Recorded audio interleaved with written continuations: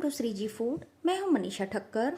आज हम सर्दियों के लिए खास गोंद पाक किस तरह से बनाना है वो देखेंगे। तो चलिए इसे बनाना शुरू करते हैं। सबसे पहले एक कढ़ाई में 1 चम्मच घी गरम करने के लिए रखें। घी जब गरम हो जाए तब उसमें 50 ग्राम कटी हुई बादाम डालें और इसे धीमी आंच पर थोड़ा भून ले। बादाम जब थोड़ी भून जाए उसके बाद इसमें 50 ग्राम कटे हुए काजू डालें। काजू और बादाम भून जाए उसके बाद गैस बंद करके इसे एक थाली में निकाल ले। अब फिर से कढ़ाई में 3 चम्मच जितना घी गरम करने के लिए रखे। घी जब गरम हो जाए तब उसमें 50 ग्राम गोंद डालकर उसे फ्राई कर ले। तो यहाँ पर मैंने बावल का गोंद इस्तेमाल किया है। ये आपको किसी भी किराना स्टोर पर आसानी से मिल जाएगा। तो घी अच्छी तरह से गर्म हो जाए उसके बाद थोड़ा थोड़ा गोंद इसमें डाले और इसे हाई फ्लेम पर फ्राई कर ले। बावल का गोंद घर में सभी लोग खा सकते हैं। जैसे जैसे गोंद फ्राई हो जाएगा वो इस तरह से फूल जाता है।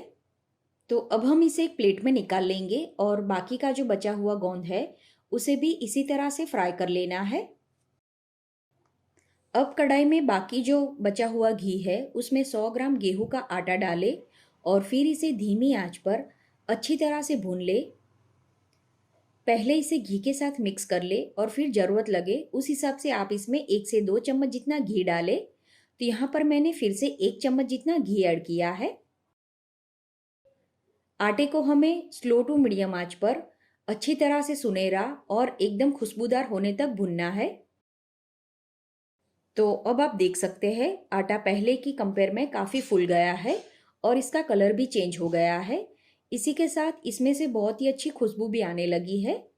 तो जब इस तरह से आटा भून जाए तब गैस बंद कर दे और इसमें 100 ग्राम कद्दूकस किया हुआ नारियल डाले।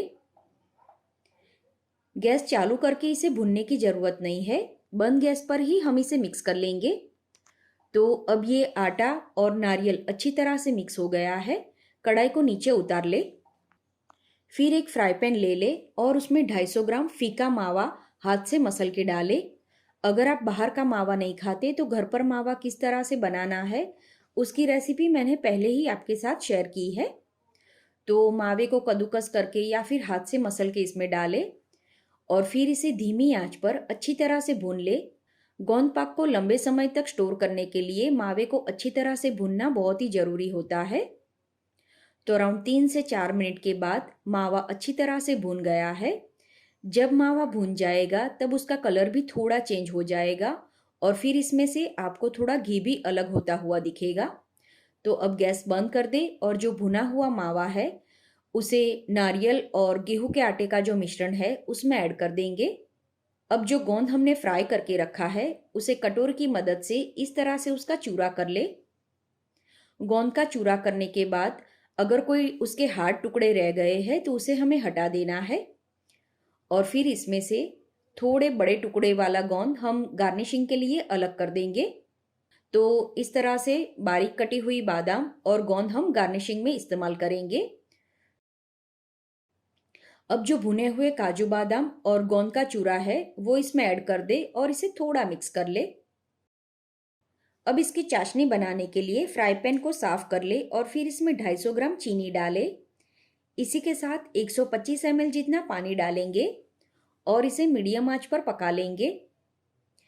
चीनी जब घुल जाए उसके बाद इस पानी को अराउंड 4 से 5 मिनट तक उबाल लेना है। हमें इसके लिए एक तार की चाशनी बनानी है।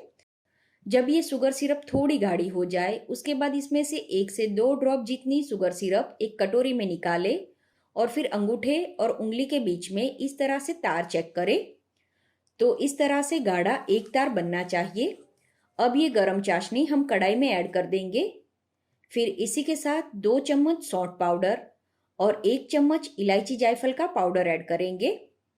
सौंठ पाउडर की क्वांटिटी आप अपने घर के स्वाद अनुसार या फिर आप जैसा तीखा चाहते हैं उस हिसाब से कम ज़्यादा कर सकते हैं। अब इन सारी चीज़ों को मिक्स कर लेना है। हमें इसे गैस के ऊपर रखकर फिर से पकाने की ज़रूरत नहीं है।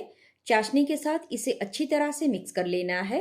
जब ये मिक्स हो जाए उसके बाद हम इसे एक मोल्ड में या थाली में थोड़ा तेल लगाकर उसमें ये मिश्रण ले लेंगे। ध्यान रखें कि आपको घी यूज नहीं करना है। मोल्ड में तेल लगाए ताकि गोंद पाक को अनमोल्ड करने में आसानी रहे।